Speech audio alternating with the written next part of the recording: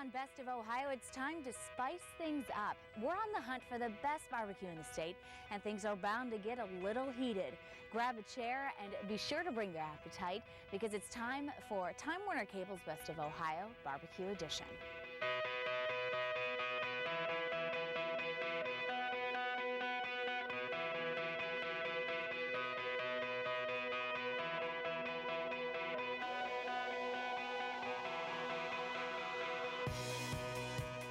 Welcome to Time Warner Cable's Best of Ohio. I'm Amy Basista. Barbecue is one of America's great food traditions. The smoke, the sauces, the side dishes, all combine to create a mouth-watering experience. And people will drive miles to find that one shack that does it just right. Well, we set out to find the best barbecue across the state and found 4 places that really know how to bring the heat. Route 62 Barbecue in Johnstown is our first stop, where their combination of slow-cooked meats and delicious sides have earned them a dedicated following. The restaurant itself, Jared had been in the food and beverage industry most of his adult life, and I was actually working as an accountant at the time, and happened to be doing his books, and his catering business had just kind of blown up where it got to the point he just couldn't do it out of his kitchen anymore. So he's like, hey, I got this crazy idea. I saw this building across from Witt's, or at the time it was called Twister's. It looks like a barbecue from kind of down south in Branson, Missouri, where he's from. So we came out, kind of looked at the building, and I was looking kind of for a change of pace, just because, you know, accounting pays well. It's a good, solid industry, but it can be a little bit boring and tedious. So I made the decision to go into business with them, and here we are 5 years later, and I always tell everybody I got myself a real job now. No 9 to 5 sitting around punching numbers. It's lugging around 500 pounds of meat every day. Here you guys go. To me, great barbecue is meat that doesn't need sauce and sauce that doesn't need meat. I always like to give my customers the opportunity to put on a spicy sauce, a vinegar sauce, a mustard sauce, whatever they like. I'd like to put the meat on the side of the bun and the slaw on the side of the bun as well. So if you want slaw on your sandwich, you build it yourself. I'm not going to tell you how to eat it. You can eat it your way, but you make it yourself. Here we have our own dry rub that we make. It has over 22 different ingredients from spices and herbs in it, and we dry rub all of our meat, and then it goes on the smoker. Our brisket takes us 20 hours, and our pulled pork is at 20 hours on the butts. We use hickory wood. I smoke with only hickory. At times I'll do certain things where I do add some apple wood with my hickory, but we go with the basic slow and low cooking. Low temperatures, slow time. We make our own mop sauce, and we spray our porks as they're being smoked to keep the moisture intact. We leave the fat cap on top until it's done cooking, and then we remove it and serve the food. If you've never been in before, I would start off with the pulled pork and cheesy potatoes, because down to this day, I still eat the pulled pork and cheesy potatoes at least every other day. Our beef brisket is very lean. It's very good. Our mop sauce is a beer-based sauce that we based our beef with all day long. Our wings are first smoked and then they're fried. And in all of our fried food, we only use peanut oil. So that adds to it as well. But we also have our chicken basket, which is 2 legs, 2 thighs, quarter of a chicken with fresh cut fries and our white barbecue sauce for $4.95, and that's become a huge favorite. They also like our turkey.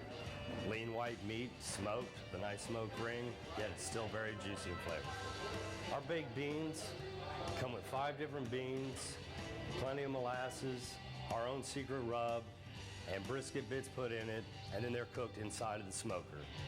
So they're not just baked beans, they're smoked beans. Our cheesy potatoes is like something you have at Thanksgiving at Grandma's. Our coleslaw is very rich and creamy. I also have an offering for vegetarians, which come in our broccoli salad. Come winter and fall, they like the soups, they like the gumbo. I sell a lot of the chicken gumbo. Our chicken gumbo, we do make our own house sausage that's in it, and we do use our smoked chicken. So that adds to a flavor of our gumbo. I make my own roux. I also use okra for the thickening agents. Our dessert started when we opened up. My friends and family came and helped us open this up. And my mother came in and donated her time, and she made her pecan pies, and she made her banana pies, and she made the desserts. She lives in Kentucky, so she wasn't always going to be here. So she took in Shorty as her apprentice and showed her the way to make these pies, which have been very successful. Desserts are made by me, Shorty. We make them all in-house here. We have our peanut butter pie that's probably the most popular. I also make a dessert called a moon cake. It's a homemade crust, bubbles up when it's baked. It's a vanilla pudding cream cheese layer mixture, and then it's topped with Cool Whip, chocolate sauce, and nuts. That's a favorite. I don't have that one every day. I just kind of make whatever I feel like making. We make a really great pecan pie. I've had 80-year-old ladies tell me it's the best pecan pie they've ever had, which I think is a good compliment. We also do a big brownie. It's very chocolatey, very rich, has chocolate chips in it, topped with powdered sugar. People get upset if they come in and we don't have that, so it just kind of feels like whatever we feel like making is what we have for the day, but we always do have peanut butter pie, so. I find it important to make everything from scratch and in-house as we do. Our sides are prepared fresh every day. And if we run out, I do apologize. I try not to, but we're out. Because I'm not buying it, it's not getting shipped in. We're making it fresh to guarantee you the proper meal. Great barbecue to me, hearkening back a little bit to the southern nature of this cuisine itself, really means families, bringing your family out and enjoying a meal together. We give a lot of product when we give the meals to people, so they have an opportunity to share it with their families. If somebody gets a brisket, but somebody got a pork, there's enough to go around. And what we've found is little kids, instead of saying, hey, let's go get the chicken nuggets at McDonald's, they're coming to the barbecue because they want to have the cheesy potatoes. And that's something that we had hoped would happen, and lo and behold, it has. I think when people step inside Route 62 Barbecue, they expect good meat, good service, and a good time. I try to make it an extension of my home. That's why the pictures are here, and once you come in, I get to know you, I get to know your name, and I'm inviting you to hang out in my living room. You know, our barbecue's good, and there's a lot of people with good barbecue out there, but I feel that our service and the way we portray ourselves and take care of individuals is one thing that I try to do to set us aside, to keep us different.